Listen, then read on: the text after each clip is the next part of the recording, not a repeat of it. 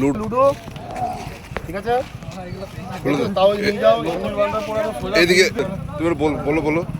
এটা হচ্ছে ডাইসটা বানাবে, গুটিটা ডাইসটা বানিয়ে নেবে, এগুলো গুটি ঠিক আছে। আর এটা নিয়ে গিয়ে 98-এ গেলে মাছ মাংস বন্ধ, সব খেয়ে একদম বানিয়ে নেবে। এটা বাচ্চারা ভাতা পেলে আমরা উঠছি এখানে, সেখান থেকে কৃষক ভাতা, সেখান থেকে যুবসাথী, বাংলা শিক্ষায়ন, প্রতিটি ঘরে জল, আর 100তে গেলে জয় বাংলা, জয় মমতা। তাই আমরা বলছি লুডোটা ঘরে গিয়ে খেলবেন, ভালো লাগবে। আজকে যে অপসংস্কৃতি তৃণমূল শুরু করেছে পশ্চিমবঙ্গে তা অত্যন্ত নিন্দাজনক।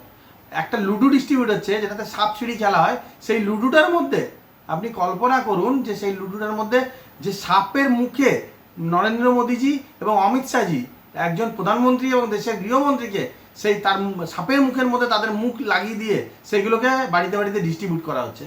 এবং এই যে লুডোগুলো যারা খেলবে তারা কিন্তু ছোট বাচ্চারাও তারা খেলবে। কোথাও না কোথাও বাচ্চাদের মনে কি প্রভাব পড়বে? আজকে এত নিম্নমানের রাজনীতি আমরা এর আগে দেখিনি।